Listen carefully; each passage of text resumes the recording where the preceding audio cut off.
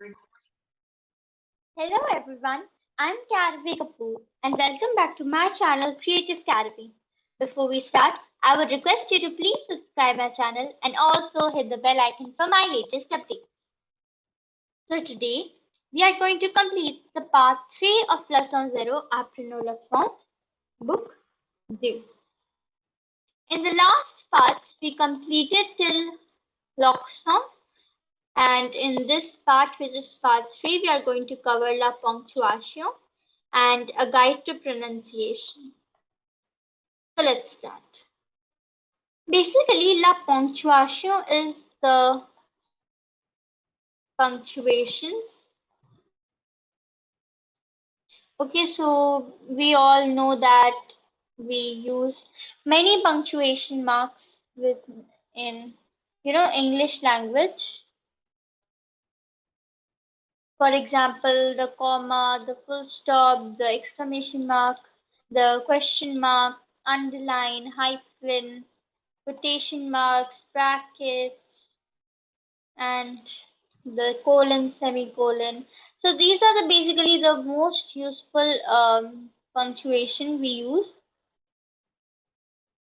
And also there's this apostrophe that we use it in its and it is. So similarly, there are many punctuation marks that make the French language easier to understand and also interesting.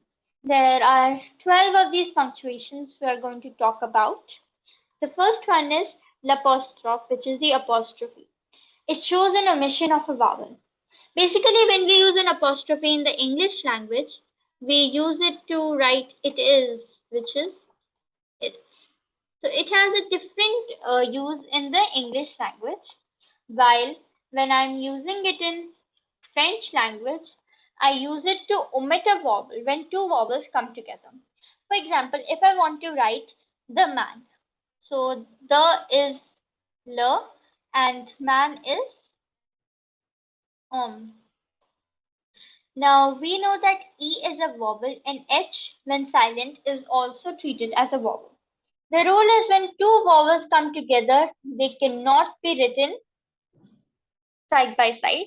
So we omit E and put an apostrophe instead. So when I want to write the man is handsome, I'll be writing l'homme est belle. Okay, I'm not going to write E, I'm going to omit it and just add an apostrophe. So the apostrophe has two different meanings, like different meanings in English language as well as in French language. The second one is le trait d'union, which is the hyphen. It is used to connect two words.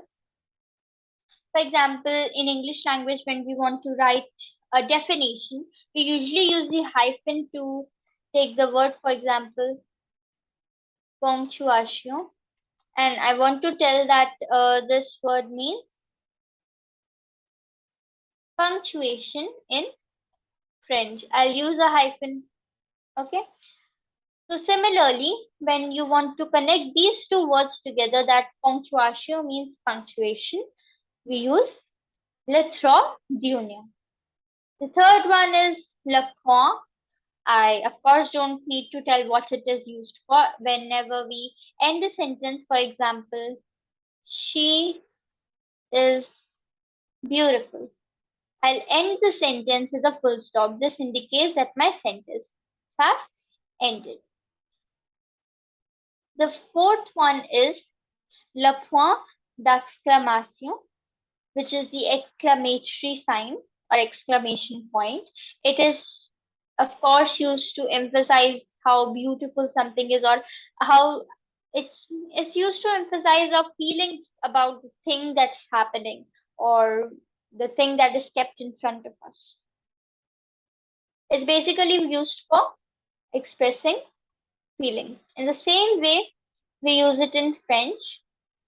Now, there is this very famous phrase that oh la la, which is used a lot by the French people. It is used to show surprise, and also, happiness. Like, okay, so we always use an exclamation mark for it. The fifth one is easy. Lepon point d'interrogation, which is the question mark. It's basically used to write a question. The sixth one is le virgule, which is the comma. So it specifies variety between things. For example, when I want to write I got apple, banana, and lychee, I'll use a comma. So in the same way, it's used to show the variety between things or the several things that are being talked about at once. The seventh one is la guillemot, which is the quotation marks. Now, in English language, we always use two apostrophes or this sign to quote the dialogue said by someone. But in French language, we always use two half arrows. And then we write the dialogue and then we end it like this. Eighth one is the @ sign, lowercase. It is used in emails or electronic mails, as we call it. The ninth one is Leçon, which is the underline. So basically, whenever we want to underline something which is important, for example, I'll write il est bel et l'homme est belle. So basically, it is she is beautiful and the man is handsome. So if I want to highlight the words she and the man, I'm going to underline these so that I remember that they are important. Okay, so these are called Leçon. It has the same use in French language as well, although you also want use underline or Leçon to decorate for definitions or something like that, or when we write the chapter name. L'espace. This is the space. Okay, so whenever we write two words, we always leave a gap between them to differentiate one from another. This is also used in the same way in English language. Now the 11th one is la majuscule capital, which is the capital letter. We don't really emphasize these punctuations in English language, but still they are really very important. Basically, when we start a proper noun, we always use, you know, the first letter as capital, while when we use a common one, like cat, which is short, or we write some, for example, apple, so it's formed. So we always use the minuscule, which is a small letter, and the 12th punctuation mark. So basically, when we start a sentence or a proper noun, we always use la majuscule, and when we write the rest of the word or sentence or even a common noun, we use the small letters, which is the minuscule. So this was all the punctuation. I hope you understood the difference and uses as well. So let's move on to a guide to pronunciation. There are these five to six rules we need to follow whenever we are pronouncing some words or talking in French. The first rule is in French, the letter H is mostly silent. As a letter, it has a sound, but in words, it is usually not pronounced. The way it is pronounced is given below in the bracket. Now, H, when it is silent, is called mute. And when the H is mute, we never ever ever pronounce this word. For example, when I say Om, which is man, I never say Hom. I said Om. It's not that Om Shanti wala Om. It's Om that means the man. The second is Hotel. Hotel is the hotel. It's basically obvious.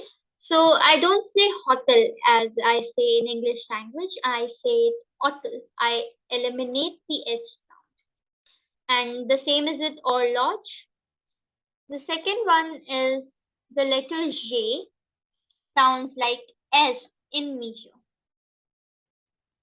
Now, je means I, and whenever we say je suis étudiant, so basically that means I am student. So we never say je, we say je. Okay, in measure we sound it as S and not J.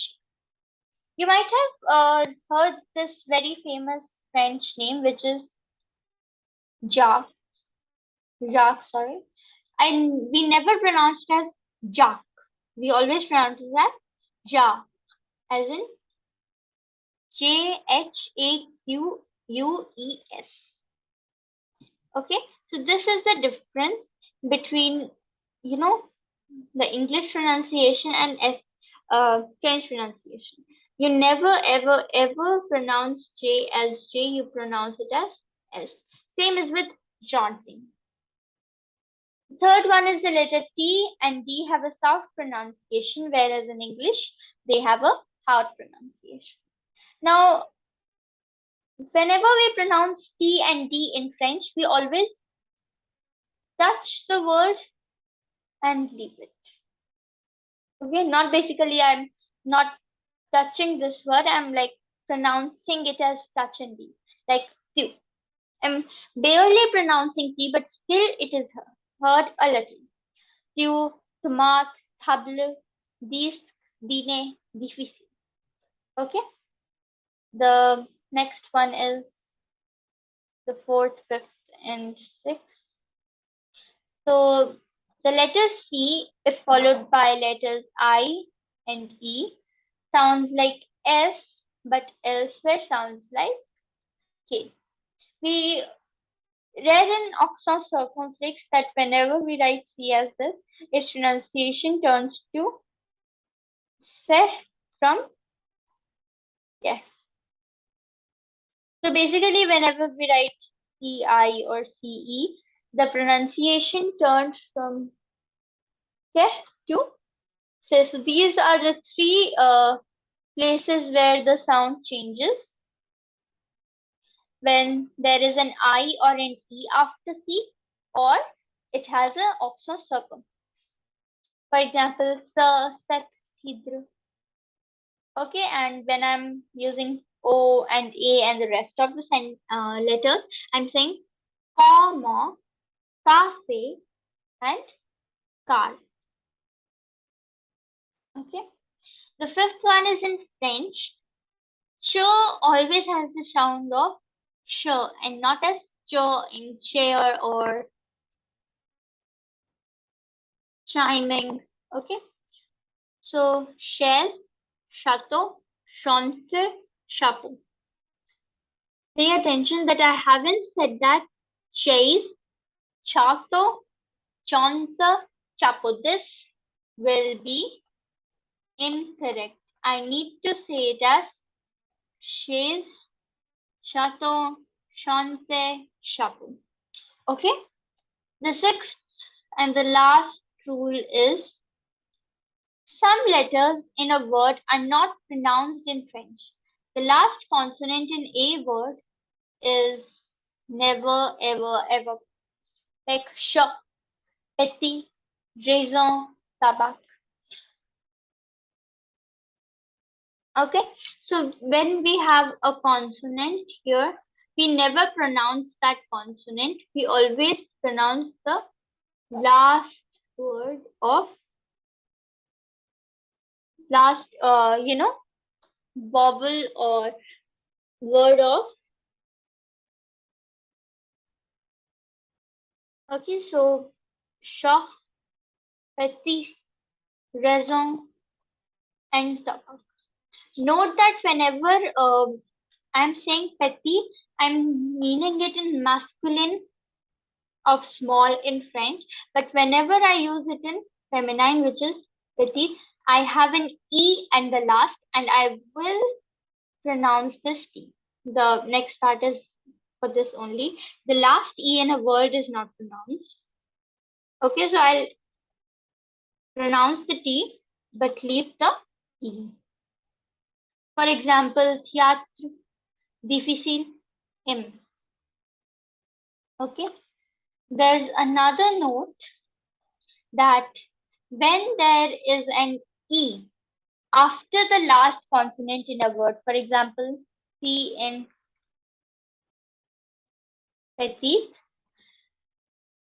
the consonant is pronounced. For example, étudiant, student, is the masculine of student, and whenever I add an E, which is the feminine form, I say étudiant, but elsewhere I say that étudiant. The same is with petit and petite. Okay, so I hope you understood the pronunciation and the difference when there's a consonant at the last and a vowel in the last. In the next part, which is the part 4 and the last part of lesson 0, we are going to recall what we have learned and do the exercises, which is the Apprenons. There are basically 2 questions and we'll be solving them in the next part. I hope you understood the topics for today. Thank you and have a nice day.